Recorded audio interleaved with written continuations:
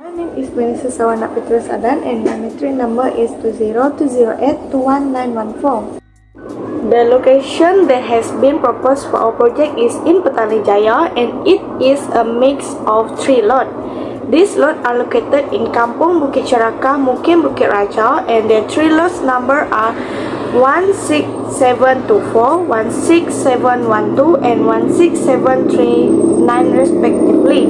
We discovered that the site that has been suggested would be an ideal location for a development because of its proximity to its surrounding as well as its accessibility via internet resources such as Google Earth.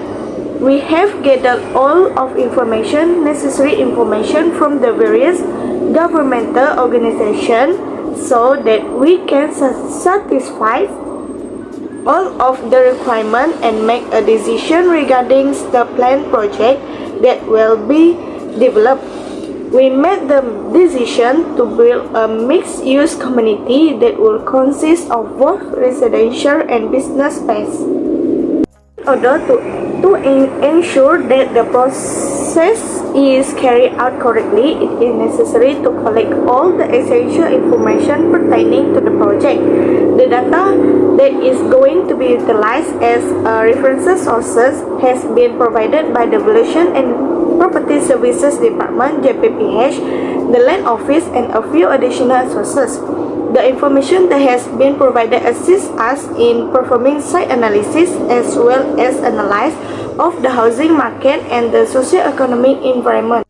Our site is located at Petaling, Selangor. According to the result of the numerous investigations that have been carried out, we have discovered that the location that has been suggested is both a strategic location and one that is easy accessibility by automobile.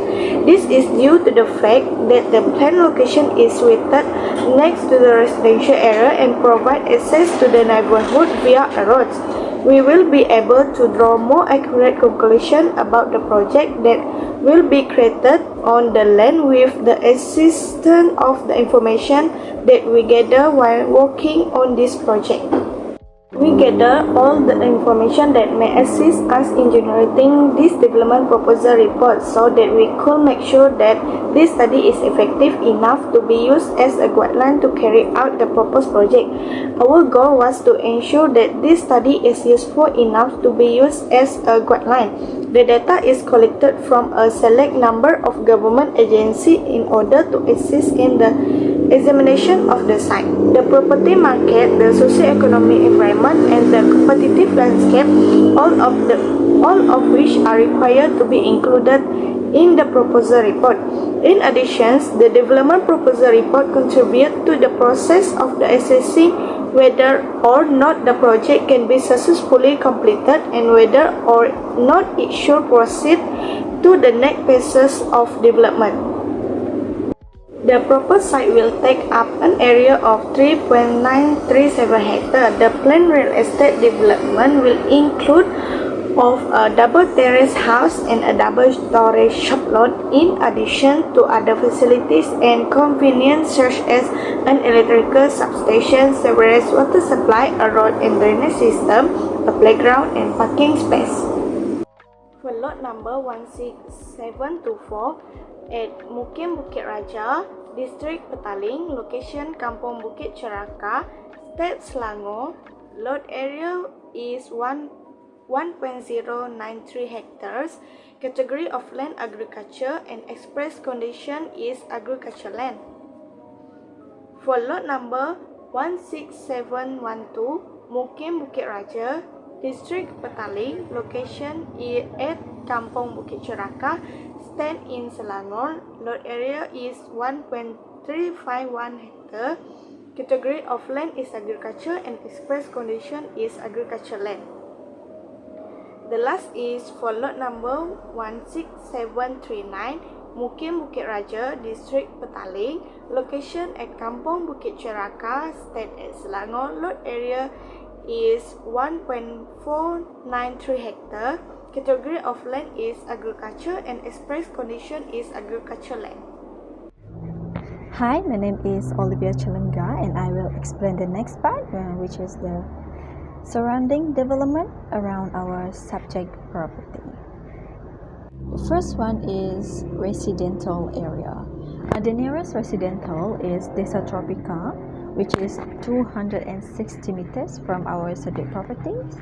And then we have Green Hill Residence, which is 2.7 kilometers from our subject property.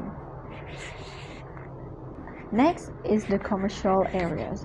The nearest one is less than 1 kilometer from our subject property, which is just in front of the subject properties. And then the other one also very close to our subject property, which is less than 5 kilometers away. Next is industrial areas. There are so many industrial areas that near to our subject properties. And the nearest one is Supra Aluminium Sdn Bhd, which is just in front of our subject properties. And next we have Debishenko Logistics. We also have Maiden Warehouse, and also we got Shopee Warehouse near to our subject properties. For the educational area, the nearest one is Sekolah Menengah Kebangsaan Nurul Iman, and its location is less than 5 kilometers from our subject property. And also UiTM Puncak Alam, which is less than 10 kilometers from our subject property. For public facilities and amenities, we have Complex Academic Bola Sepak, which is only 650 meters from our subject property. And we also have a polyclinic, petrol station, and masjid nearby our subject property. Our subject property is a road frontage, which could be one of the benefits to our development. And the client can get access to our subject property by Jalan Persiharan Mokhtar Bahari. Hi, my name is ANITA LUDAI MEROM 2020-495622. I would like to talk about macro and microeconomic study is my group assignment. An economic analysis is a process followed by experts to understand how key economic factors affected the functions of an organization's industry, region, or any particular population group, with the purpose of making wiser decisions for the future. In our group project, this session is broken down by topic demographics, which is populations analysis, ethnic analysis, income analysis, salary and wage analysis, and employment analysis. First of all is populations analysis. Based on the data present on table 1 is expected to remain unchanged at 7 million people of both 2021 and 2022. The yearly population growth rates are projected to the 0.3% for the both of years. Based on other information, the total number of people living in Malaysia has been split into citizens and non-citizens. This group make up the country populations. After that, the ethnic analysis present for the number of Bumiputra people who were counted was getting closer to reaching 69.9% in 2021. In addition, the percent of Chinese will be 22.8% in 2021.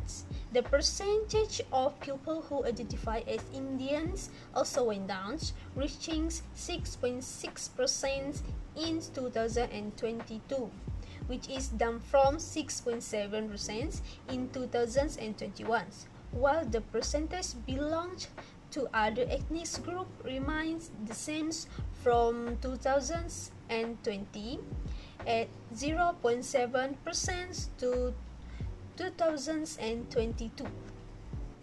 For the income analysis, the average monthly household consumption expenditures in Selangor was recorded across 9 administrative districts.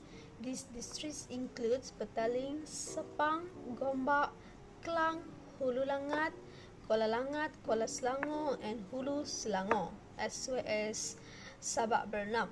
According to the Departments of Statistics Malaysia (DOSMs), show that Kuala Langat had the highest means monthly household consumption expenditures. The district of Petaling report the highest spending, which is 6,787 ringgit Malaysia, while the district of Sabak Bernam had the lowest expenditures, which was 3,941 ringgit Malaysia. Okay, let's move to salary and wage analysis. The number of monthly salary and wage received in 2020 in Selangor was 9.4 million people.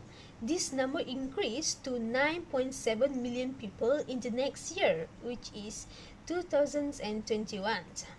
Said that the median income monthly salary and wage increased to 9.1% in 2021 from negative 15.6% in 2020, while the mean income monthly salary wage also increased from negative 9.0% in 2020 to 3.5% in 2021.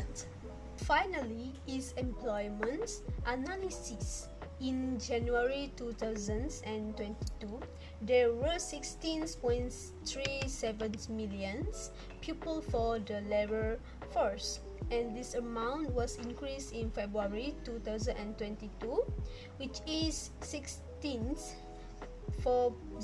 million. However, there was an increase in the employed population from 15.69 million people in January 2022 to 15.73 million people in February 2022, which is 0.3% change month to month. Meanwhile, the unemployed population was decreased to 671.8 thousand people in February 2022, which is 1.3% change from January 2022. Hai, Assalamualaikum warahmatullahi wabarakatuh. My name is Muhammad FAIZ bin Muhammad ROZI. So now I will explain my part, which is planning consideration and requirement. So what is planning consideration and requirement? Planning consideration and requirement are known as a planning set standard. Is a legal requirement that guard physical development in a specific area in a space time. So planning consideration requirement create to the prevent chaos at building site. So the purpose to planning standard is to make sure that its development is created to meet the necessary need. There is a must list any obstacle to our project development that are put in place by the state and the town and country planning department. So last, the planning consideration and requirement must also adhere to the rural government planning requirement. So what the other factor we must to think before we build the development, which is first, we have to think about the types of land area, zoning area, plant area, infrastructure, conversion of land use, process conversion, and process of amalgamation. First, for the types of land according to the iPlan web, our proposed development land is a types of agriculture land and land zoning is residential. So next, for the land area, our team proposed 3 of lot area, which is first lot 16724, which is 2.7007 acre,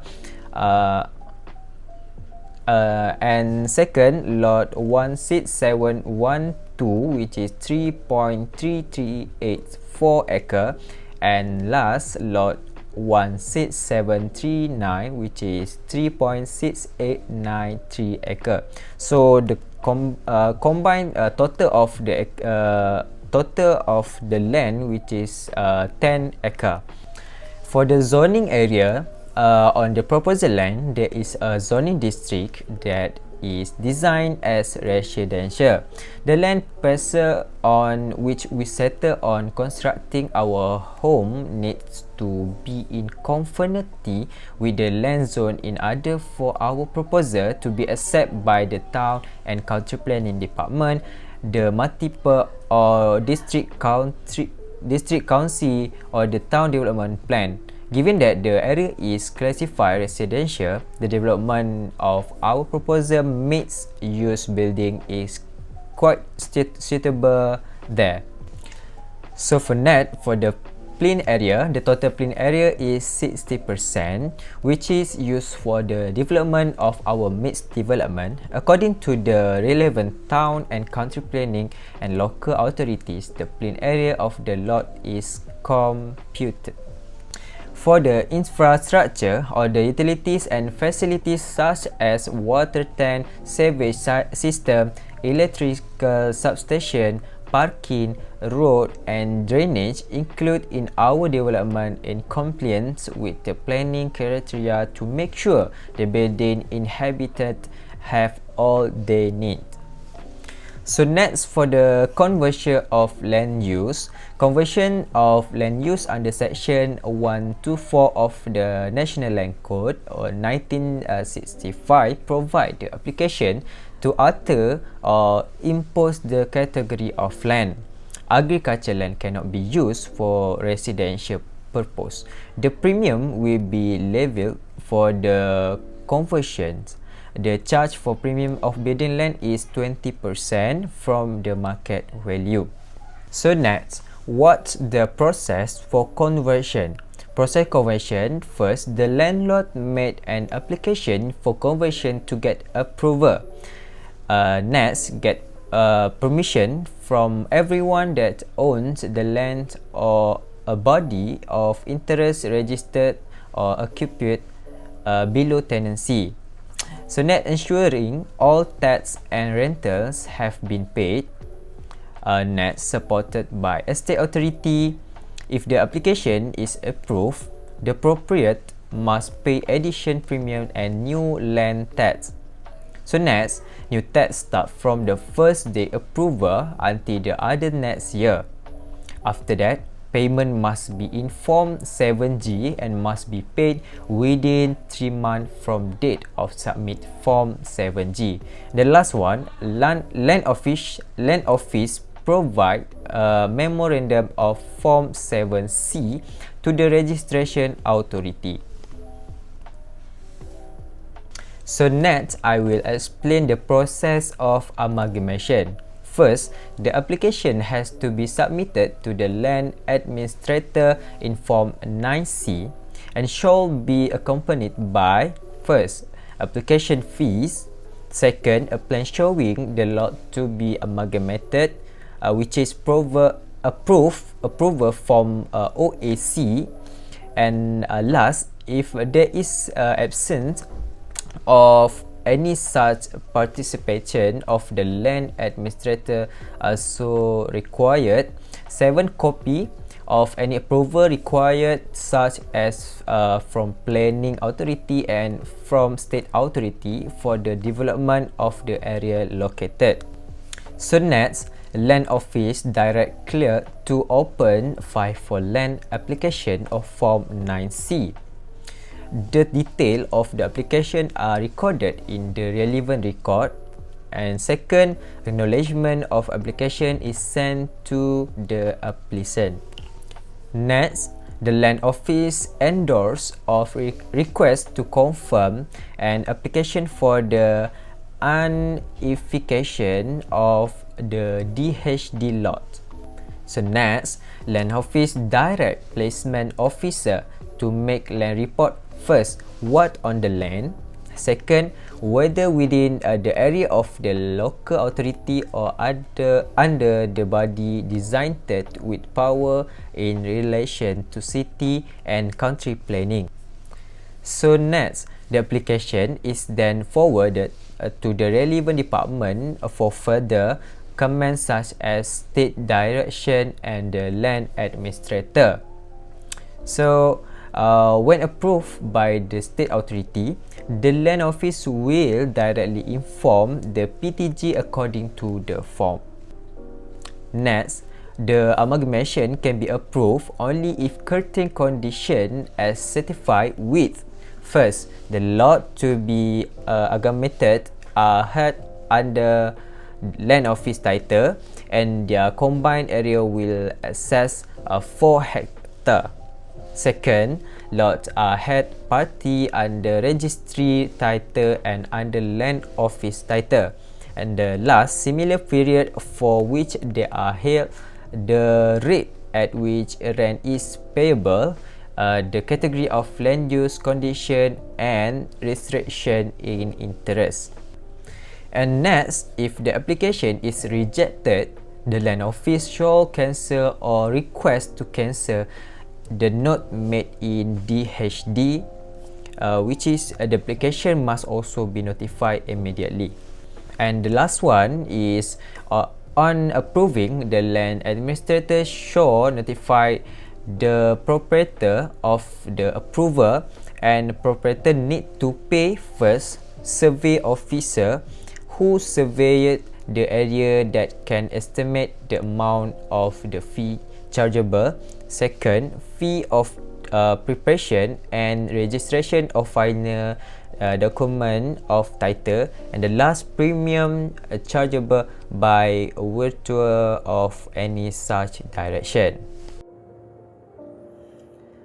Hi, Assalamualaikum. My name is Muhammad RES551 bin SANI. So for my part, I will explain the property market analysis. So, property market analysis is an investigation into the current status and tendencies of the market. Property market analysis can assist one in acquiring a more in-depth understanding of the market dynamics that are relevant to a particular piece of property. This is accomplished by painting a more accurate picture of likely outcome with goal of reducing loss to the greatest extent that is particularly possible.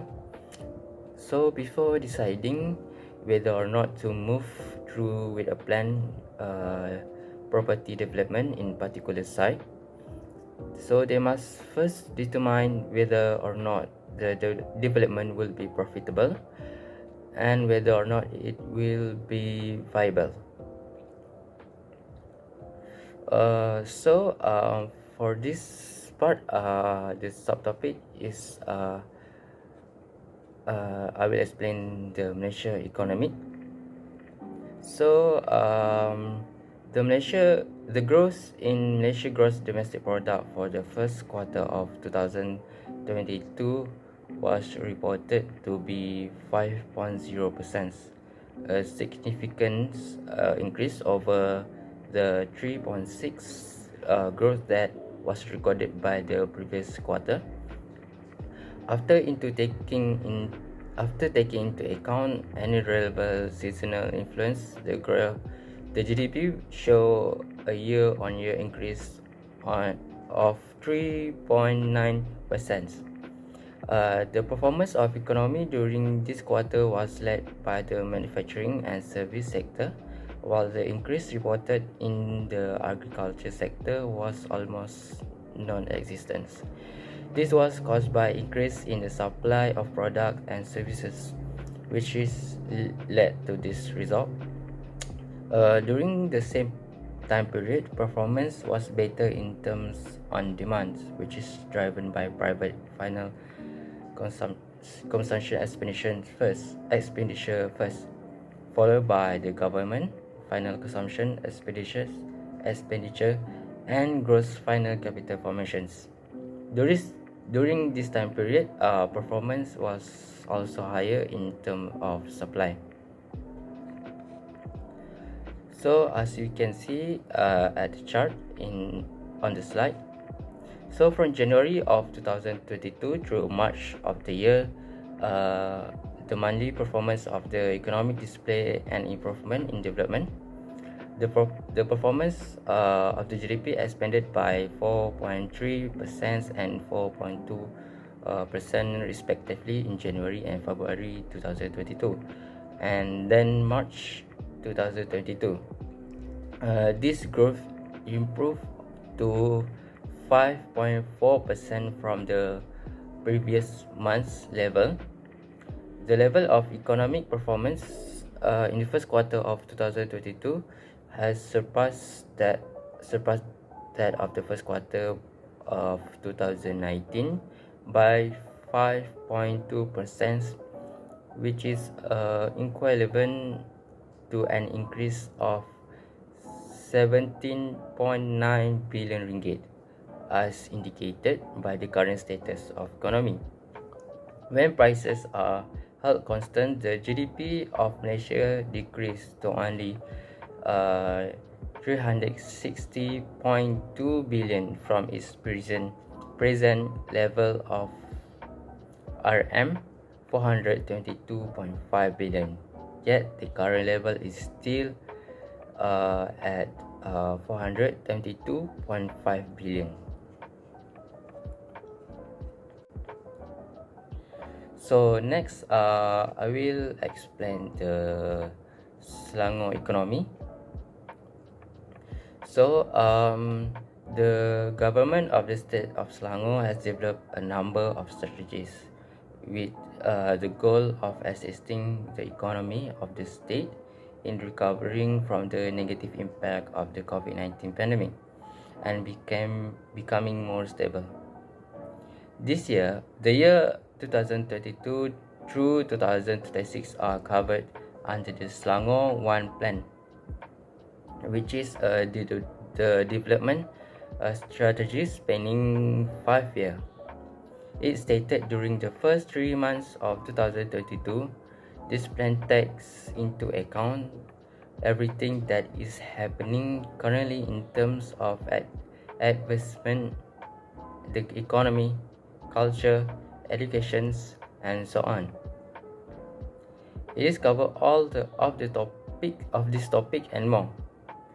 A number of financial incentive and stimulus package, including the Selangor Prihatin package and Kita Selangor package, with combined value of more than 1 billion ringgit, were also distributed directly to every level of society in the state of Selangor through a variety of programs. This was done to ensure that welfare and survival programs continue, as well as to kickstart economy of the sector. Selangor goals is to become a developed state, in order to do so, it is implementing a digitalization agenda that will help the economy as a whole. This is accomplished by bringing about changes in the service, social and commercial system, as well by fostering entrepreneurial spirit. In addition, the government of the state Selangor remain dedicated to taking preventative measure by developing a variety of strategies that will assist the economy in recovering from the COVID-19 pandemic and becoming more boosting in economic sector. A total of 416.2 million ringgit was allocated to the project, and it was reported that this money was used on high impact activities like tourism, transportation, and logistics. So as you can see on the slide, show the chart of the value and the growth rate of GDP Selangor from 2015 to 2031. So Selangor is still the state that contribute the most to the economy of Malaysia, which today stands at 24.8%, has an added value of 343.5 billion ringgit. This is because Selangor is the state that has the greatest populations. The service sector is still the most significant contributor to the economy, instead of Selangor having made a contributions of 59.5% recent years.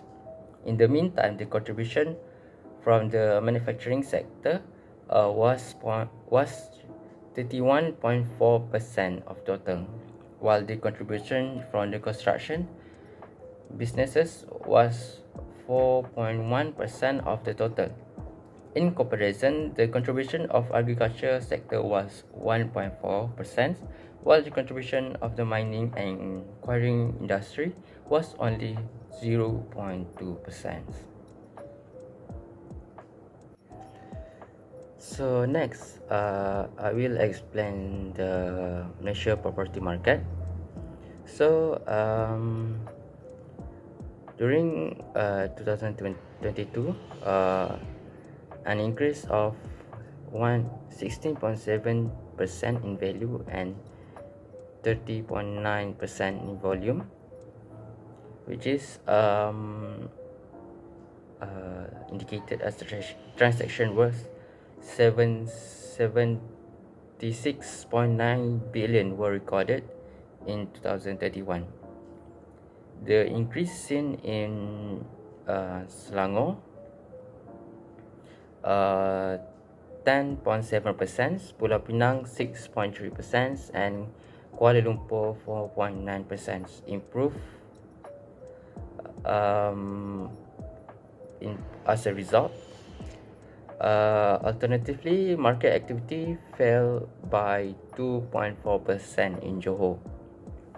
The percentage of volume that Selangor contributed to the national market was the highest at 24.5%, which is 48,755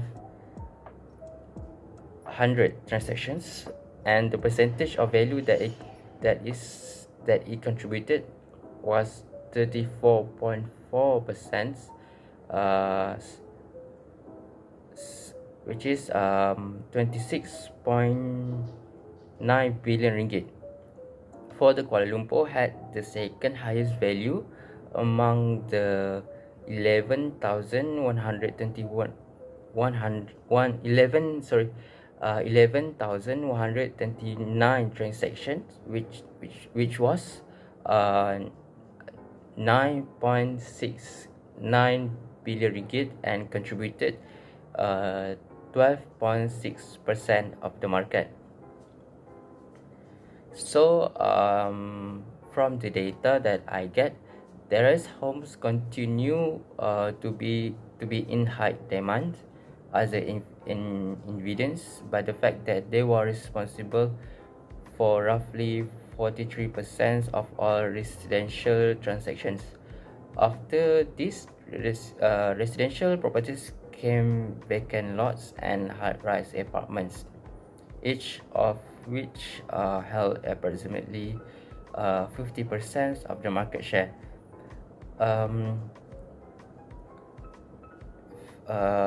Next, 55.9% of the total was in the price category of 300,000 ringgit or less, followed by 34.6% in the price category of 300,000 to 500,000. So For the price category for 500,000 to 1 million is 40.8%, and for more than 1 millions, which is 10.1% in the price category. So in the year 2031, the commercial sector performs especially well, and 22,400 and 22 transactions were a total of 27.94 billion ringgit were recorded in 2031. This figure reflects a jump of 43.1% in value and rise of 10.7% in volume compared to the previous year. The majority of states have reported increased levels of activity, and considerable agreement involving retail center and purpose-built workplaces have been reported, both of which have helped to the improvement of the market. The national market share was headed by Selangor, which has percentage of 26.8%, which is 6,2100 transactions, followed by the Wilayah Persekutuan for 14.5%, which is 3,251 transactions. Kuala Lumpur top in the market in terms of values, accounting for 32% of the total, or 8.95 billion ringgit, followed by Selangor, which is accounted for 25.3%, which is 7.06 billion. So for the next slide, I will explain the Selangor property market. The property subsector in Selangor experienced declines of 18.5% in 2031.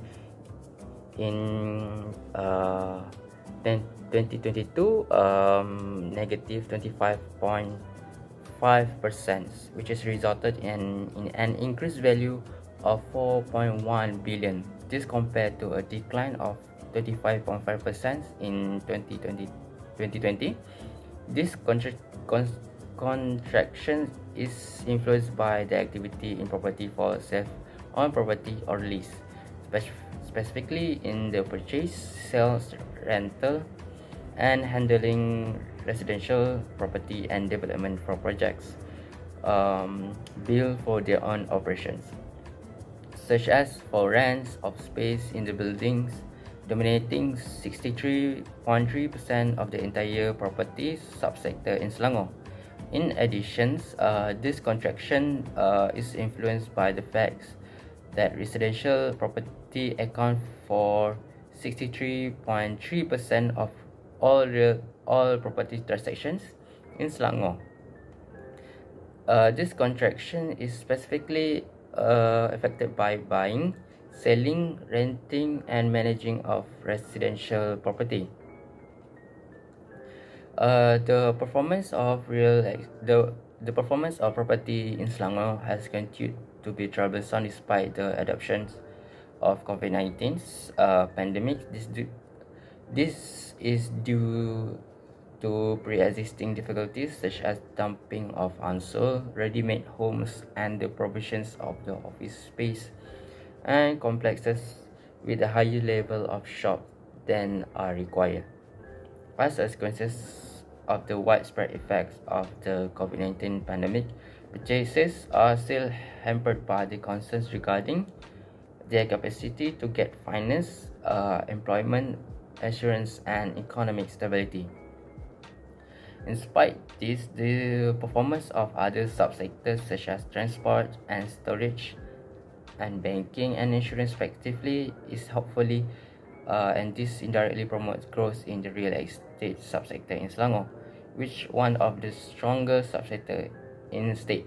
Despite this, the performance of other subsectors such as transport and storage and banking and insurance respectively is hopeful. So for next slide, you can see the summary of number of transactions in Selangor. So you have a number of transactions in Selangor in units. Also the value of transactions in Selangor in ringgit. As you can see, also there is the summary of number of property transacted in unit, also in ringgit in Petaling. So for the next subtopic, I will explain the market supply analysis. The term supply in fundamental economic concept that refer to the total number of a specific good or service that is made accessible to consumer. This can be in the form of the good or service. The term supply might be considered a fundamental component of economic. One way to measure the availability of anything is to look at the quantity that can be obtained at a certain price and compare to the quantity that can be obtained at a variety of prices, which may be shown graphically. This is tightly linked to the demand of products of service, which is the same no matter the industry. However, output will increase when costs rise because all business strive to make the most potential profit. So for the next slide, you can see the summary of the existing supply in Petaling, completion supply, incoming supply, start supply, also planned supply in Petaling, and lastly new planned supply in Petaling.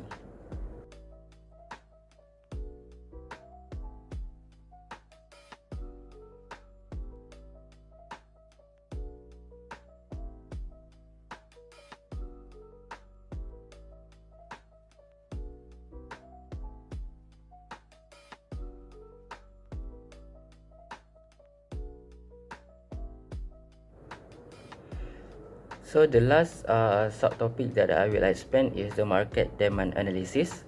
So the concept of demand can be understood as economic idea that describe consumer desire to purchase product and service, as well as the consumer willingness to pay for those goods and service. On one way to define the term demand is as an economic notions that describe a consumer desire to buy product and service. It will have the effect of driving up the price of product or service if all the other factors remain the same, because it will lead to a reductions in the quantity of the product or service that was demand. The sum total of market demand for a particular commodity or service is referred to as a market demand for the good or service. Market demand is an aggregate term. The term aggregate demands refer to the total amount of the many categories of demand that exists in economy. In order to keep with the amount of demand, it is usually necessary to utilize multiple storage options.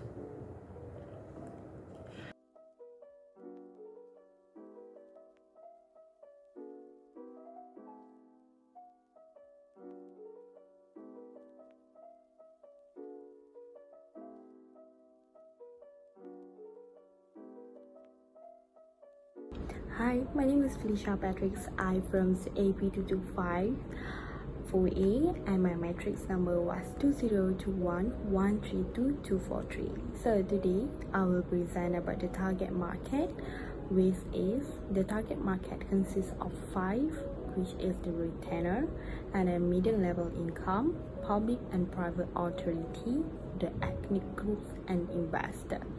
So the first one is retainer. This is due to the fact that more retainer who is invest in the shop's office, the more interest they will have from the local because of the strategic location near to the residential and commercial area. So the second one was the median level of income because of its strategic location. The purpose development falls into the medium price range. And the third one is public and private authority, which is the government and private sector employer are primarily our target market. This is because their salaries monthly start from the 4,000 and beyond. And the fourth is the ethnic groups. This is because according to the Department of Statistics, the Bumiputra citizens are more than non-Bumiputra citizens. So it was our target market, and the second target market are Chinese because the high populations in Selangor is Chinese citizen. So 5, which is investor. This is because we predict that more investors will invest to our development project because of the regions and the location is strategic. This is because the locations was near to the commercial area, residential area, commercial area, and industrial area. It was consist of accessibility and facility that will given to our target market. So next, For the strength of our subject property, first, the site is very accessible because the road is well connected, and also it's a road frontage site. And next one, since our site is surrounded with the industrial area, which will draw the neighboring worker interest to become our potential buyer. This is one of the benefits for our subject property. And the last one is due to the proximity of government educational school facilities, this development may appeal more to the families with children. But the weaknesses for this subject property location is that it's near to the existing commercial building, which could be a difficulties for our commercial building marketing, since we also plan to build a few commercial buildings. For the SWOT analysis, opportunities that we can see on these projects are great for future developments, especially the improvements of the living standards of the populations with the existence of facilities that will be developed. Besides that, the ability to attract new investors is excellent for small commercial developments in the surrounding area. The threat is the existence of commercial marketing in the area causing difficult for the developer competitions in an export to attract serious buyer for the land property. Hi, next I will present about the high use and the best use, which is it consists of 3 physical possibles, legal permissibles, and financial feasible. So the first one is the physical possibles, which our suggest projects offer development that was equipped with the newest and advanced technology compared to other development. This is because in order to achieve the best and highest use of land. And the second one is legal permissibles. We have request and receive approval from the MPS in order to comply with the legal permissibles. So the residential zoning, the design for our area on MPS are result of our suggested development can be implemented lawfully. So the third one is financial feasibles.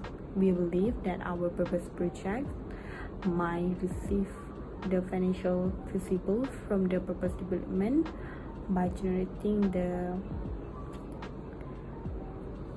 the profit with the fulfillment of the criteria of the physical possible and legally feasible. So next.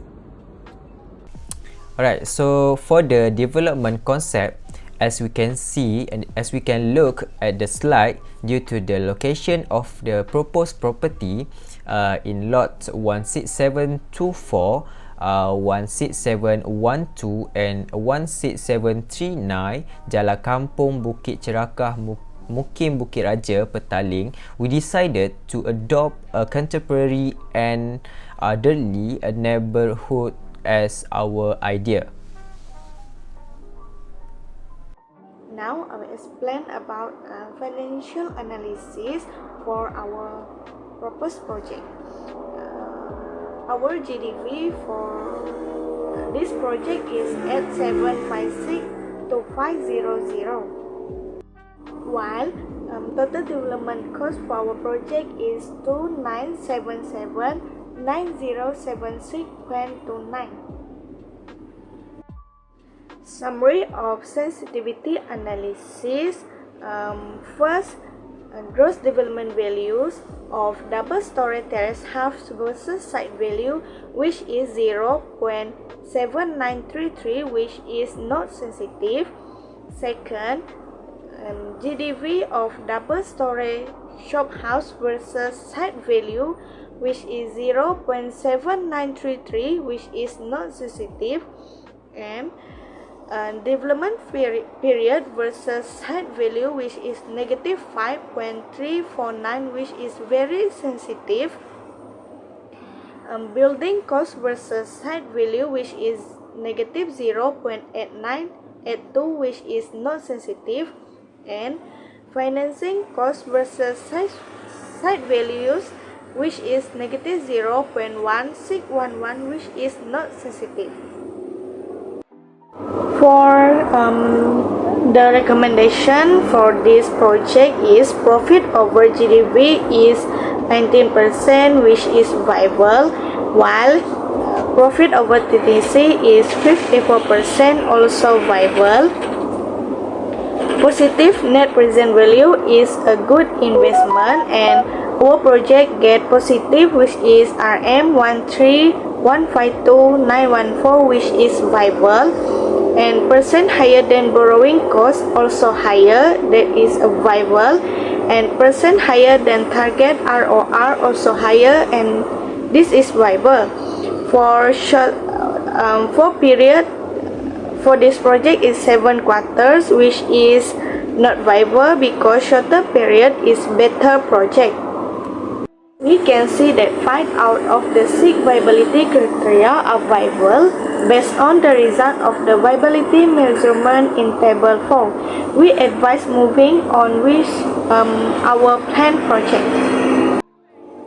Developer profit for our purpose, this project is 1631 for 303.71, while profit as percent of GDV for this project is 19%, and developer profit as percent of TDC is 54.8%.